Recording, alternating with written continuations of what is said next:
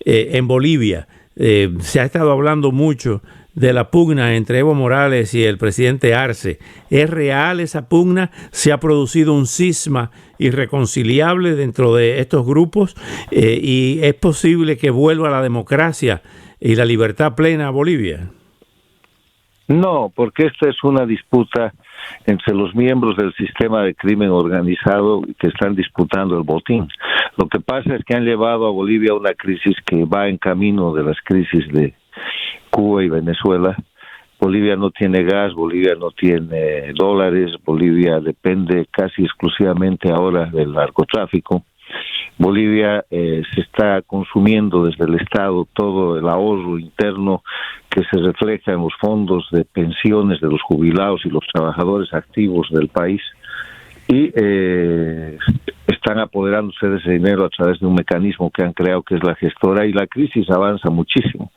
Entonces se ha planteado una disputa que es más bien de carácter discursiva y que a momentos llega a algunos hechos entre el dictador en ejercicio, que es Arce Catacora, el jefe del Estado, y el dictador en jefe, que es Evo Morales, el dueño de todo el aparato de federaciones cocaleras que representa la fuerza que han convertido en partido político. O sea, han convertido a los productores de coca y de cocaína en el MAS, en el Movimiento al Socialismo, un partido político con el cual dominan el escenario boliviano.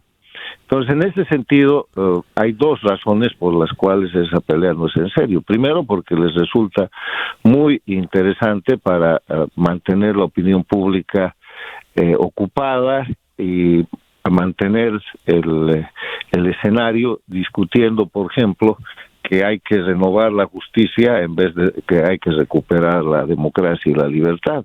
Bolivia tiene más de 300 presos políticos hoy día, tiene más de 10.000 exiliados y nadie ni siquiera lo menciona. Entre los presos políticos notables está la expresidenta Yanine Áñez, está el gobernador en ejercicio al que le acaban de quitar ese ejercicio, el gobernador de Santa Cruz, el señor Luis Fernando Camacho, y una cantidad importante de policías, militares, jóvenes, mujeres, indígenas que son presos políticos. Entonces, en ese escenario, la disputa que entre el dictador en jefe y el dictador en ejercicio es una buena cortina de humo. Pero lo segundo, por lo cual esto no puede ser una pelea de verdad, es porque estos señores tienen jefe, y el jefe está en el mando de La Habana. Cuando La Habana diga en Bolivia cuál de los dos va a mandar, pues eso es lo que va a suceder. Y ya han habido demostraciones patentes y violentas de cómo manda La Habana sobre Bolivia y su dictadura satélite.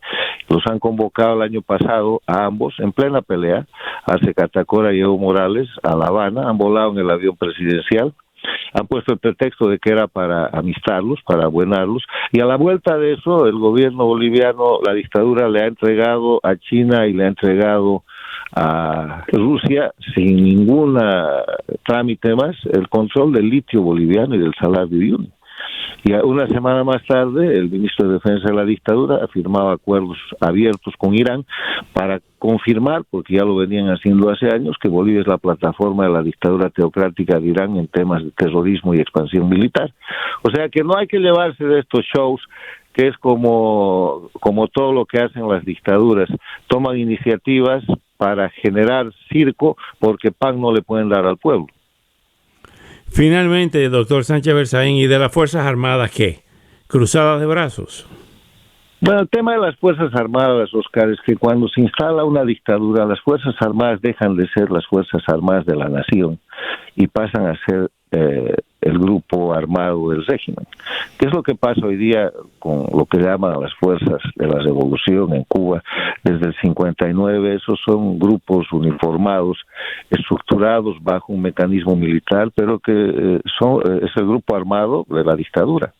Es en lo que han convertido a las Fuerzas Armadas de Venezuela. Padrino no es un militar que le deba subordinación y respeto ni a su patria, ni a la Constitución, ni a las leyes, que es lo que sucede en unas Fuerzas Armadas de la nación. Él es parte del grupo criminal que detenta el poder y su aporte es controlar ese grupo armado para sostener la dictadura. Lo mismo que los sandinistas en Nicaragua, y eso es lo que pasa con lo que hoy día llaman Fuerzas Armadas de Bolivia, que son además las Fuerzas Armadas del Estado plurinacional, ya no son de la nación, porque ni siquiera se tienen ningún reparo en mostrar lo que efectivamente están haciendo.